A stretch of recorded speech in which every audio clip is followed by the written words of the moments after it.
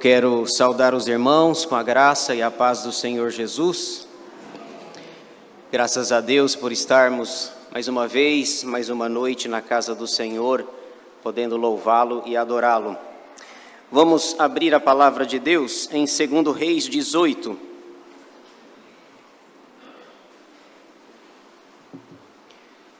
Segundo livro dos Reis, capítulo 18, versículos 1 a 12.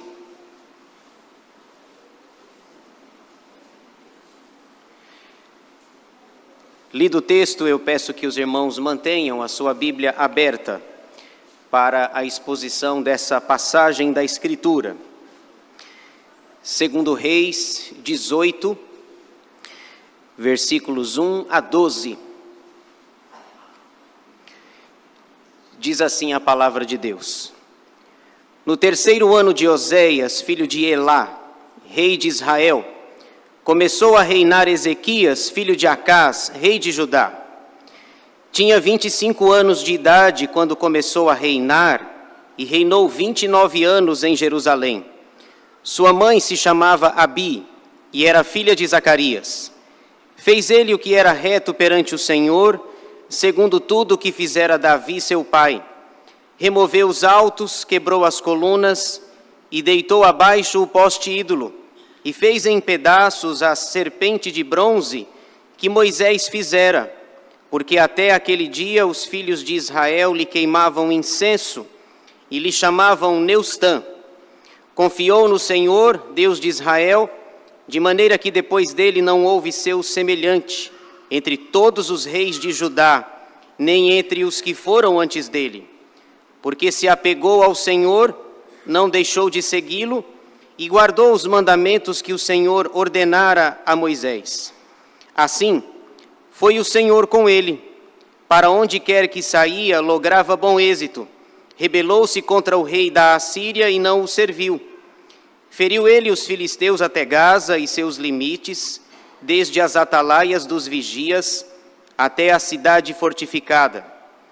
No quarto ano do rei Ezequias, que era o 7º de Oséias, filho de Elá, rei de Israel, subiu Salmaneser, rei da Assíria, contra Samaria e a cercou.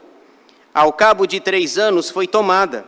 Sim, no ano 6º de Ezequias, que era o 9º de Oséias, rei de Israel, Samaria foi tomada. O rei da Assíria transportou a Israel para a Assíria e o fez habitar em Ala, junto a Abor e ao rio Gozã, e nas cidades dos Medos. Porquanto não obedeceram à voz do Senhor seu Deus, antes violaram a sua aliança e tudo quanto Moisés, servo do Senhor, tinha ordenado. Não o ouviram, nem o fizeram. Amém. Vamos orar? Senhor nosso Deus e nosso Pai, nós queremos te agradecer por esse dia que é teu, domingo, dia do Senhor, dia de estarmos na tua casa, louvando, adorando e bendizendo o teu nome. Obrigado por esse culto, obrigado pelos momentos litúrgicos que já realizamos e nesse momento, Pai, em que estamos com a tua palavra aberta, pedimos a tua bênção, a tua instrução, direção, orientação, iluminação vinda do alto, para que entendamos a tua palavra e para que, entendendo-a, possamos praticá-la para a glória do Senhor.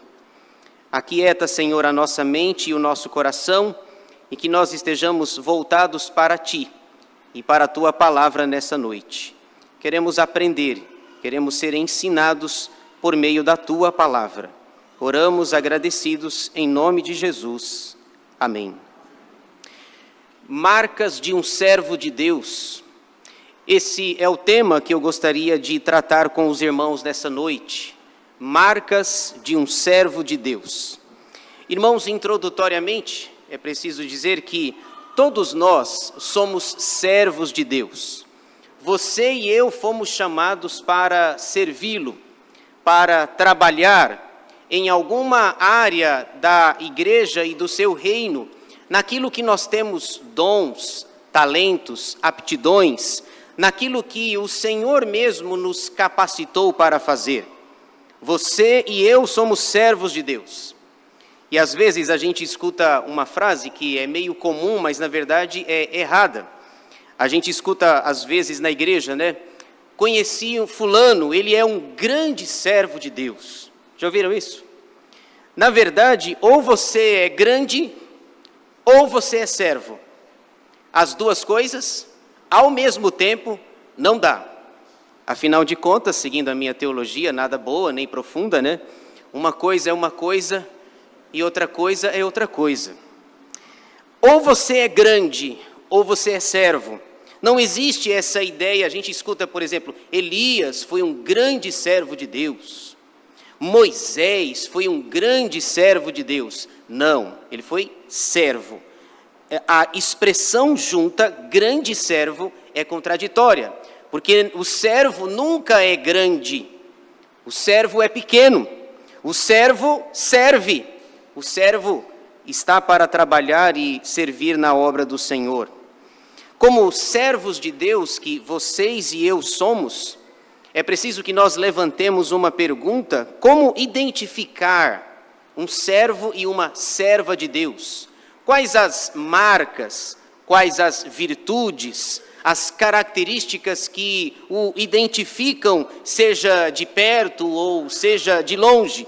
Como identificar um servo de Deus? Quais marcas ele tem? E como servos que não somos grandes, diga-se de passagem, nós precisamos ter marcas que nos identificam, que nos diferenciam dos demais. E esse texto que nós lemos aqui, de 2 Reis 18, ele apresenta para nós algumas respostas importantes, claras, objetivas, sobre as marcas de um servo de Deus. O texto, nesses 12 versículos que lemos, fala de um homem chamado Ezequias, o rei Ezequias. Você conhece a história dele, você sabe o que aconteceu com ele, sabe das lutas que ele teve. Mais para frente você vai ver na narrativa bíblica da sua doença, da sua enfermidade, do fato de Deus ter acrescentado 15 anos a mais na vida dele. Estamos diante de Ezequias, um dos melhores e dos mais piedosos reis de Israel, mais especificamente o reino do sul, o reino de Judá. Veja como começa o texto que identifica a vida desse servo de Deus chamado Ezequias. Os versículos 1 e 2 mostram a descrição resumida do seu reinado. Veja só, no 3º ano de Oséias, filho de Elá, rei de Israel, começou a reinar Ezequias, filho de Acás, rei de Judá. Tinha 25 anos de idade quando começou a reinar e reinou 29 anos em Jerusalém. Sua mãe se chamava Abi e era filha de Zacarias. Veja que nesses 2 versículos iniciais, os versículos 1 e 2, nós temos um grande resumo da vida dele. Na verdade, o escritor bíblico mostra o tempo que ele reinou. Ele reinou 29 anos. Só depois, nos versículos seguintes, nós vamos ter o detalhamento de como foi o reinado desse homem. O que você percebe no versículo inicial é que nós temos 2 reis governando. Você tem um homem chamado Oséias, que reinava no norte, o reino do norte, cuja capital era Samaria. E no sul você tem Ezequias, que vai reinar em Judá, cuja capital era Jerusalém. A ideia era, quando estava no 3º ano do reinado de Oséias, esse homem chamado Ezequias assume o trono para governar. Ele começa relativamente novo, ele começou a reinar com 25 anos de idade, reinou 29 anos de idade. Portanto, nós descobrimos que ele faleceu aos 54 anos de idade. Se Deus acrescentou 15 anos na vida dele, 54 menos 15, ele soube da sua doença, da sua enfermidade, quando ele tinha 39 anos de idade. Isso aconteceu, esses 2 reis governavam porque Israel começou com uma monarquia unida. Nós lembramos disso. Os 3 primeiros reis de Israel a nação estava unida. Saul, Davi, Salomão. Saul reinou de 1050 a 1010 a.C., 40 anos. Davi reinou 40 anos também, de 1010 a 70 a.C. E Salomão também reinou 40 anos, de 970 a 930 a.C.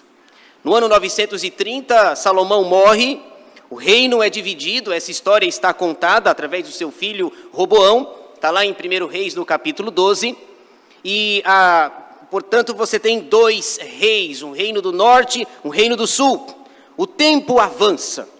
Nós estamos aqui aproximadamente no ano 730. Portanto, já se passaram 200 anos. Se no ano 930 o reino foi dividido, e nós estamos aqui no ano 730, 200 anos, para ser mais preciso, havia se passado, e dois reis governavam. Um era bom, o outro era ruim. Um era justo, o outro era injusto. Um era piedoso, o outro era ímpio. 200 anos se passaram. E nós vamos ver claramente aqui a diferença de quem serve a Deus. Lá em Malaquias, o profeta Malaquias encerra o seu livro no capítulo 4, dizendo: eu vou mostrar a vocês a diferença de quem serve a Deus e de quem não serve a Deus. Nós estamos em 2 Reis 18, mas em Malaquias capítulo 4, o último capítulo do Antigo Testamento, no apagar das luzes do Antigo Testamento, Malaquias está dizendo a diferença entre quem tem marcas e quem não tem. Quem tem uma identidade que serve a Deus, que adora a Deus, e quem não tem. 200 anos se passaram, um teme a Deus, o outro não teme. Portanto, você tem aí nos versículos 1 e 2, essa descrição: no norte reina Oséias, e só um detalhe, Oséias é o último rei do reino do norte. Com Oséias termina o reino do norte, porque Oséias não tinha as marcas de um servo de Deus. 730 nós estamos aqui, 8 anos depois, no ano 722 a.C., a Assíria vem com esse homem chamado Salmaneser, no versículo 9. Salmaneser é o responsável por levar as 10 tribos de Israel para o cativeiro assírio, porque não foi encontrado, não foi identificado marcas de um servo de Deus em Oséias. Oséias foi o último rei do reino do norte. E pasmem, teve 20 reis no reino do norte, nenhum foi bom. Dos 20 foram ruins. Portanto, esse é o pano de fundo. Nós estamos cerca de 8 a 9 anos antes de uma tragédia aqui, que esse texto anuncia, inclusive. E é nesse pano de fundo que nós encontramos em Ezequias marcas de um servo de Deus. E eu identifico duas aqui no texto e que eu gostaria de compartilhar com vocês nessa noite. A primeira marca de um servo de Deus é a obediência. Obediência. Se não vejamos, volte os seus olhos para o texto, versículos 3 e 4.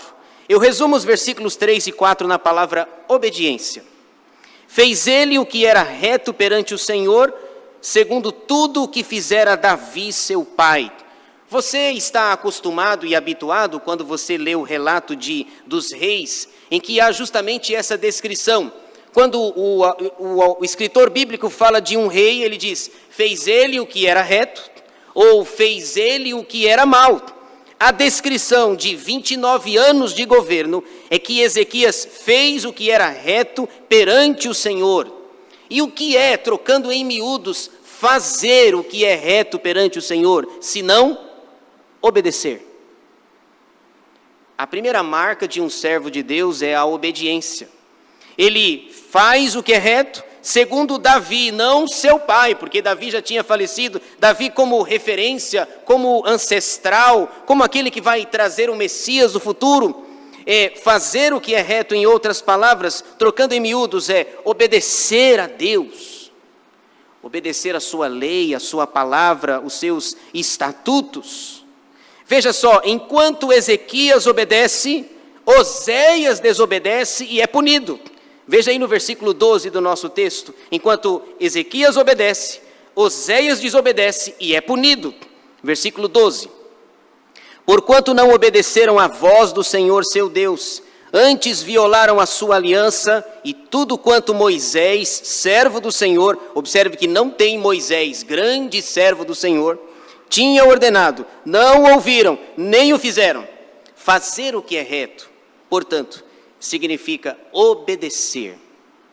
Obedecer a Deus. Tem uma palavrinha espetacular aí no versículo 12, digna de nota, que é a palavra aliança. Deus é o Deus do pacto, é o Deus da aliança.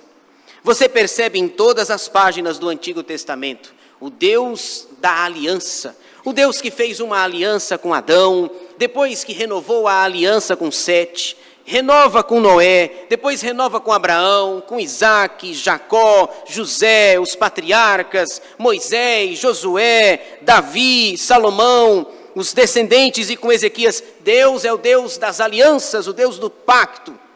A sua Bíblia, por exemplo, está dividida em duas alianças. É que para nós aparece testamento. Você tem Antigo Testamento, Novo Testamento. Mas se você quiser, e fica até melhor, a palavra melhor e mais correta lá é aliança. É antiga aliança e nova aliança. A antiga é antes de Jesus e a nova é pós Jesus Cristo.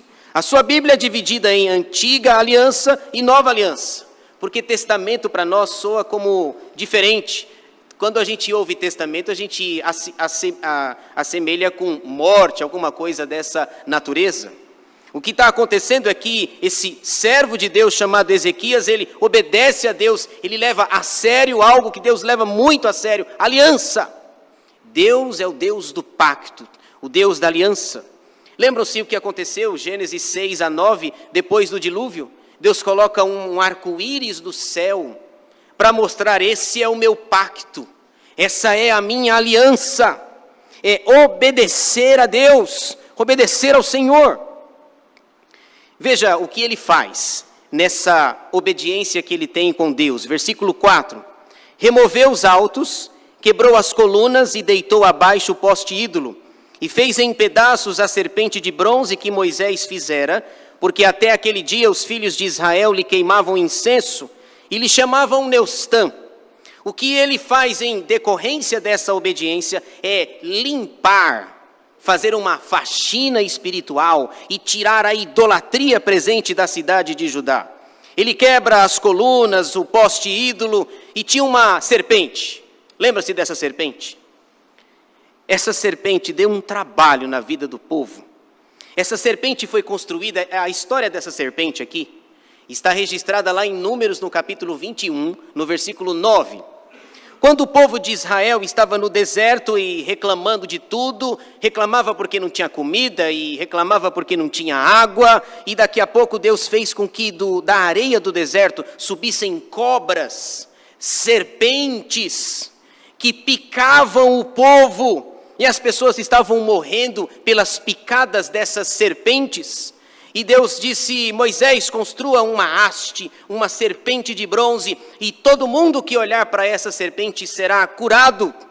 Muito bem, a serpente tinha um objetivo, era para olhar para ela e ser curado das picadas das serpentes, das cobras venenosas. Mas o tempo passou e sabe o que eles fizeram? Pegaram essa serpente e começaram a adorá-la.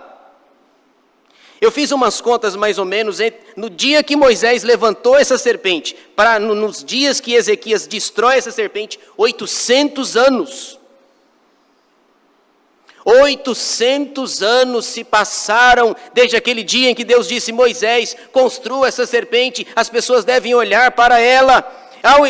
Ela tinha um propósito, uma finalidade, era para queima, destrói, não. E aí, olha só, as pessoas começaram a adorar. 800 anos depois, os reis piedosos estavam tendo trabalho com essa cobra, com essa serpente. E aí, não satisfeitos ainda, batizaram a cobra. Batizaram. Deram o nome para ela de Neustã. Dona Neustã. Já pensou? Está aí, ó.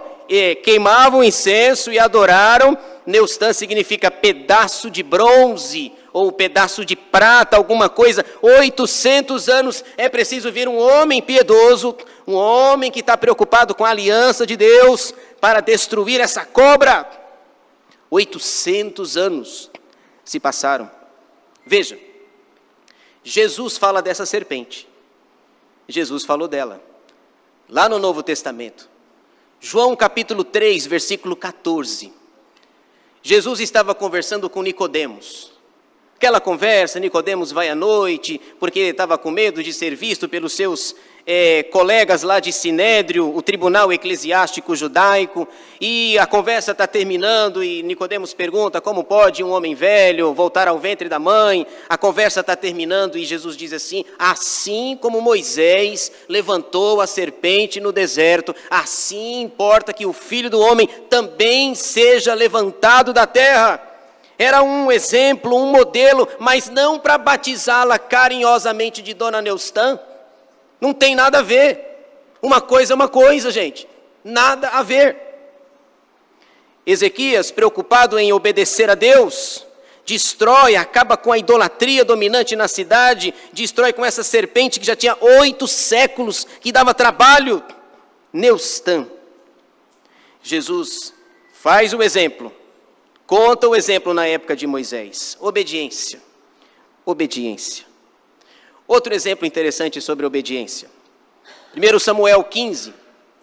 Samuel chega para Saul e diz: Saul, espera. Vai na frente, me espere 7 dias. E aí eu vou oferecer o sacrifício lá. E o teu reino estará confirmado. 1 Samuel 15, 22. Saul chega, os 7 dias passam, nada de Samuel aparecer. Cadê Samuel? Cadê Samuel? Por que ele não vem? E o povo fica impaciente porque os filisteus estavam apertando o povo. E Saul diz: me dá esse negócio aqui. Eu mesmo vou fazer o sacrifício, vou oferecer sacrifício ao Senhor. E ele, sem ser da tribo de Levi, oferece o sacrifício. 1 Samuel 15, 22. Quando ele termina de fazer o serviço, quem aparece? Samuel. Ah, mas, não tem mais. Eu mandei você esperar.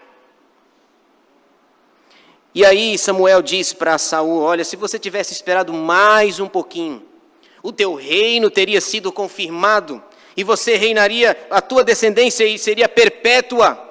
E eu fiz umas contas. Aquele episódio na vida de Saul aconteceu no 2º ano do seu governo. Ele reinou 40. Portanto, Deus foi piedoso e paciente. Deus ainda suportou e tolerou Saul por mais 38 anos de governo. Aí Samuel solta uma pérola lá em 1 Samuel 15, 22 para Saul. Ele diz: Saul, eis que o obedecer é melhor do que o sacrificar. Deus não está preocupado somente com o sacrifício, porque você sacrificou, mas não obedeceu. Se conseguir fazer as duas coisas, melhor ainda, obedeça, e quem é da tribo de Levi, sacrifique. Eis que o obedecer é melhor do que o sacrificar. A primeira marca de um servo de Deus é obediência. Obediência. Você é obediente a Deus? Somos obedientes a Deus? Eu sou obediente a Deus? É uma pergunta que a gente deve fazer. Se nós obedecemos, se estamos dispostos a servi-lo, se estamos preocupados com a aliança de Deus. O versículo 12 diz: antes violaram a aliança e tudo quanto Moisés, servo do Senhor, tinha ordenado. Você é obediente. Somos obedientes. Andamos segundo a vontade de Deus. Para mim, um exemplo assim, difícil de entender, de obediência, é o exemplo de Abraão. Lembra de Abraão? Gênesis 22? Quando Deus chega para ele e diz assim: toma teu filho, teu único filho, e vai para o monte que eu te mostrarei. Você não percebe no texto, não tem uma pergunta, não tem um comentário de Abraão: mas Senhor, eu esperei 25 anos por esse menino aí, 25 anos. Quando o Senhor me falou, eu tinha 75, agora eu tenho 100 anos. Esperei 25 anos, agora o Senhor quer que eu o mate? Não tem uma pergunta. E o texto diz que ele sai de madrugada. Eu tenho a impressão, só impressão, eu tenho a impressão que ele não contou para a mulher dele, claro. Estou indo ali. Mas fazer o quê? Com quem? Estou indo ali com Isaac, mas eu tenho aí só um palpite. Que ele não contou para Sara. Não, senhor, sacrificar não. Olha a idade que eu fui a mãe desse menino. Tenho só a impressão que ele sai de madrugada antes que a mulher dele acordasse, para saber aonde ele tinha ido. Isso é só coisa da minha cabeça. Mas talvez ele tenha falado para Sara mesmo. Mas lá ele vai e ele levanta o punhal, levanta a arma lá, e ele está disposto quando ele ouve a voz do céu. Abraão, Abraão, não faça isso, agora eu sei que temes a Deus. E a mão da providência tem um animal preso entre os arbustos ali atrás, pega esse animal. Abraão diz assim, fala para os servos esperarem aqui na frente, esperar um pouquinho. Ele diz, fiquem aqui, nós iremos e voltaremos. Se eu fosse eu falar, voltaremos é muita gente. Vai o Senhor e eu sou o sacrifício. Voltaremos não, mas ele acreditava que iria com Isaac e voltaria com Isaac. Irmãos, eu não sei não, depois que eu fui pai, eu não sei se eu faria um negócio desse não. Obediência. A primeira marca de um servo de Deus é a obediência. Segunda marca que eu enxergo aqui na vida de Ezequias, além da obediência, é a confiança. Veja aí, se não vejamos versículo 5, confiança. Versículos 5 a 8 eu resumo numa palavra, confiança. Confiou no Senhor, Deus de Israel, de maneira que depois dele não houve seu semelhante entre todos os reis de Judá, nem entre os que foram antes dele. Veja a expressão, confiou no Senhor. Você confia em Deus? Eu também tenho a impressão de que nós confiamos desconfiando. Não é assim? Ou só é comigo? Confiamos desconfiando. Confiamos até a página 2. Confiamos até as coisas não estarem muito bem. Quando elas fogem do nosso controle, talvez a palavra não seja mais confiança, mas desespero. O texto diz que Ezequias confiou no Senhor, e o texto qualifica essa confiança dizendo que não houve ninguém semelhante a ele entre todos os reis de Judá. Lembrem-se, já tinha se passado 200 anos desde que o reino foi dividido. 200 anos, vários reis, rei após rei, e o texto diz assim, ninguém confiou em Deus como Ezequias confiou. Já pensou? Será que se fosse o seu nome aí, se fosse a sua história aqui, será que o texto diria isso de nós? Ezequias confiou tanto em Deus que não houve ninguém semelhante, ninguém que tenha confiado tanto em Deus como Ezequias. E tem um detalhe, para piorar a situação. O seu pai era mau. O pai dele não era flor que se cheire. O pai dele se chamava Acás. O profeta Isaías fala muito de Acás. Tem o famoso relógio de Acás. Um homem idólatra, um homem mau, um homem que se afastou de Deus, dos caminhos do Senhor. Acás encheu Jerusalém de idolatria, tanto é que no versículo 4 é preciso que Ezequias, quando assume o trono, limpe a cidade de todas as atrocidades que o seu pai fez. Talvez ele teve todos os exemplos ruins em casa. Ele poderia ser alguém ímpio e que não era temente a Deus pelo que ele viu na sua casa. Lembra aquela história de filho de peixe e peixinho é? Parece que não. Porque se fosse seguir essa lógica aqui, se o Ezequias é um homem piedoso, um homem que obedece a Deus, que está preocupado com a aliança, e ele confia, ninguém confia como Ezequias confiou, ele não tinha exemplo, não tinha referência. Nada é dito da mãe dele, a dona Abi, Lá no versículo 2, não é dito que a Abia era uma mulher piedosa, crente, temente a Deus. Não é dito nada sobre a mãe dele. Ele tinha tudo para se desviar, mas ele confia em Deus. Versículo 6. Porque se apegou ao Senhor, não deixou de segui-lo e guardou os mandamentos que o Senhor ordenara a Moisés. Se apegou ao Senhor. A ideia de intimidade, de proximidade, de relacionamento com Deus. Lembra quando ele toma conhecimento da enfermidade dele? Ele põe a cara na parede. E ele diz: Senhor, quando Isaías vai lá trazer a notícia ruim para ele: Senhor, eu tenho te servido, eu tenho feito a tua vontade. Senhor, eu fui obediente à tua lei, eu tinha preocupação com a tua aliança. Eu confiei como ninguém confiou. Isaías dá o recado, sai. Ele ainda estava no pátio do templo e Deus disse: Isaías, volta lá. Volta lá e conversa com Ezequias e diz que eu ouvi a oração de Ezequias. Sabe por quê? Porque ele é um homem piedoso, ele é um homem crente, ele é um homem que obedece a Deus, ele é um homem que está preocupado com a aliança, ele é um homem que confia em Deus. Ele guarda os mandamentos do Senhor. E a consequência? Qual é a consequência para quem obedece, para quem confia? Veja aí, versículo 7. Assim, esse assim é uma espécie de resultado ou consequência de alguém que obedece e confia. Foi o Senhor com ele. Para onde quer que saía, lograva bom êxito. Rebelou-se contra o rei da Assíria e não serviu. Irmãos, rebelar-se contra o rei da Assíria? A Assíria era o império mundial. A Assíria era a senhora do mundo.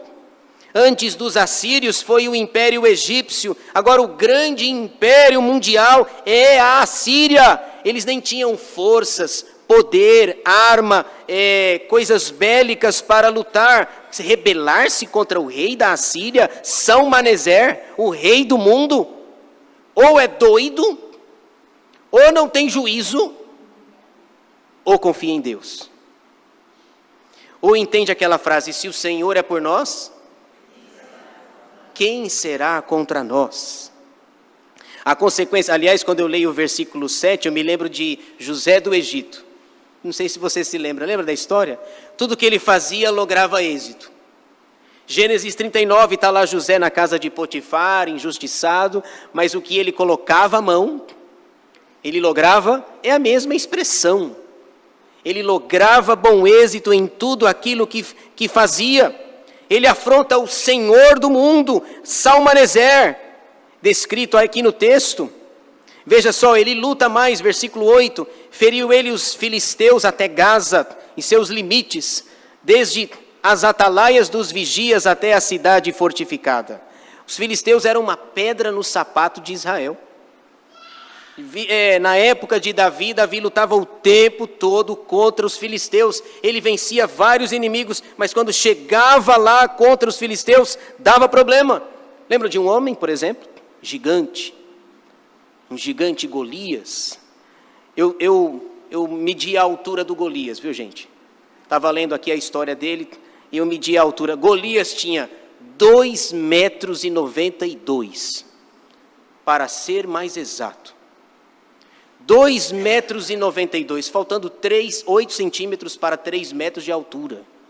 O adversário dele naquela luta, talvez um homem de 1,60 metros, minha altura. Quase o dobro. Se colocar dois Davi um em cima do outro, passava um pouquinho o Golias. É uma dificuldade. Mas o texto diz que ele vence também os filisteus. Saul, por exemplo, quando assume o trono, Deus diz: derrote os filisteus. Sabe o que ele fazia? Ele derrotava os amonitas, ele derrotava os outros povos, outras tribos. Quando chegava nos filisteus, ele nem mexia. Ezequias está mexendo com a Assíria, que é dona do mundo. Ezequias está mexendo com os filisteus, que revelou ao mundo um homem de 2,92 metros de altura, o senhor Golias. Tudo isso porque confiava em Deus. Rapidinho, 3 textos que falam sobre confiança que você deve conhecê-los. Veja só a importância da confiança. Salmo 121, versículos 1 e 2. Eleva os olhos para os montes, de onde me virá o socorro?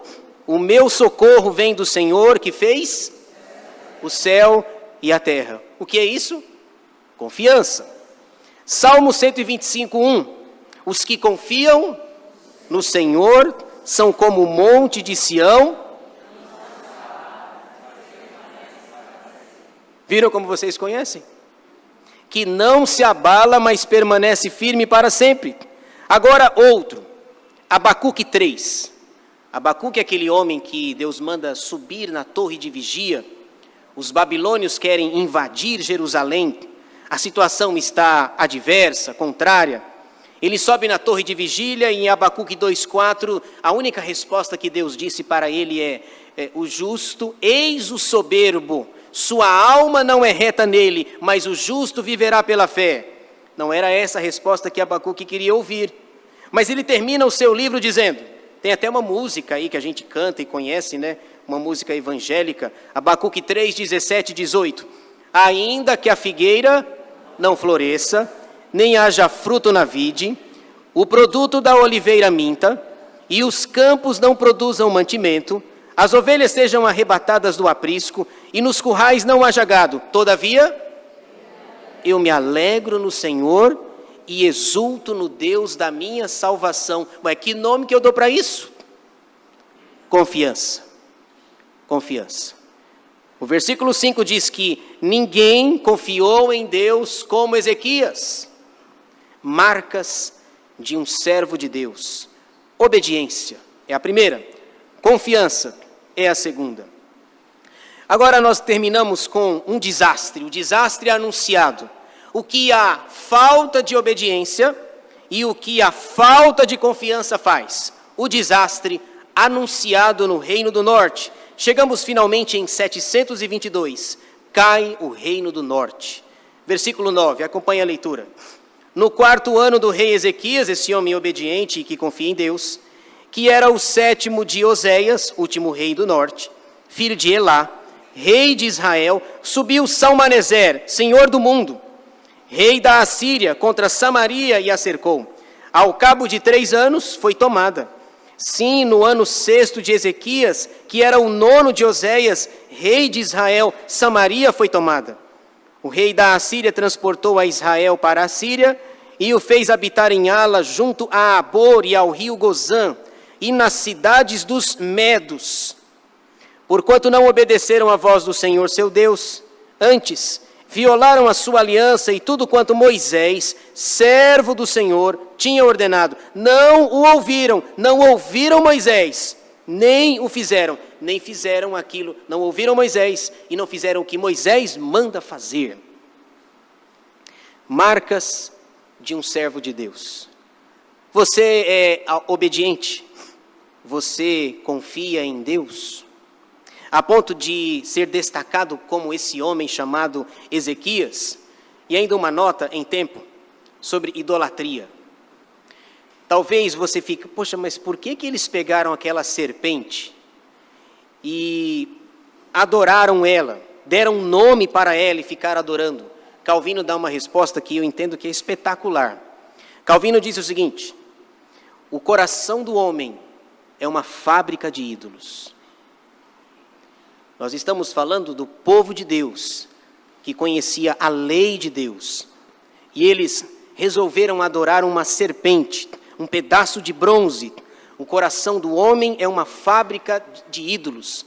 Se ele não conhece o Deus verdadeiro, ele faz um falso para ele. Ele dá um jeito de adorar, de se desviar de Deus. Deixa eu contar só um fato para encerrar. Vocês se lembram daquele fatídico fato das Torres Gêmeas lá nos Estados Unidos? Quando Osama Bin Laden convence homens a atirar os aviões nas Torres Gêmeas e no Pentágono, nos Estados Unidos? Isso acontece em setembro de 2001. Os Estados Unidos ficaram cerca de 10 anos procurando esse homem. Caçando, incansavelmente, porque ele abalou a estrutura do maior país do mundo, da maior economia do mundo. Até que um belo dia, 2 de maio de 2011, capturaram e mataram Osama Bin Laden. O presidente dos Estados Unidos, então, na época, Barack Obama, veio em rede nacional para dizer: capturamos e matamos Osama Bin Laden, 2 de maio de 2011. Mas agora nós temos um problema. Aonde que a gente enterra Osama Bin Laden? Porque se souberem, vão fazer caravanas para adorá-lo. E o serviço de inteligência norte-americano pega o corpo dele e o jogaram nas profundezas dos mares, para ninguém saber onde foi sepultado Osama Bin Laden, para que as pessoas não fossem visitar seu túmulo e para que ele não virasse um objeto de adoração. Um homem mau, um homem que mandou matar, um homem que destruiu o símbolo da maior economia do mundo.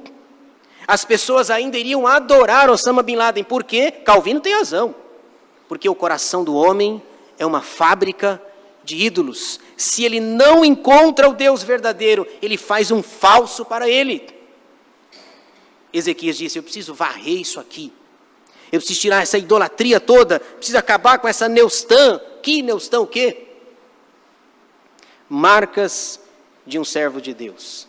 Meu desejo, a minha palavra nessa noite é para que cada um de nós tenhamos essas marcas e as pratiquemos e vivamos como uma vida de obediência e de confiança na vontade do Senhor.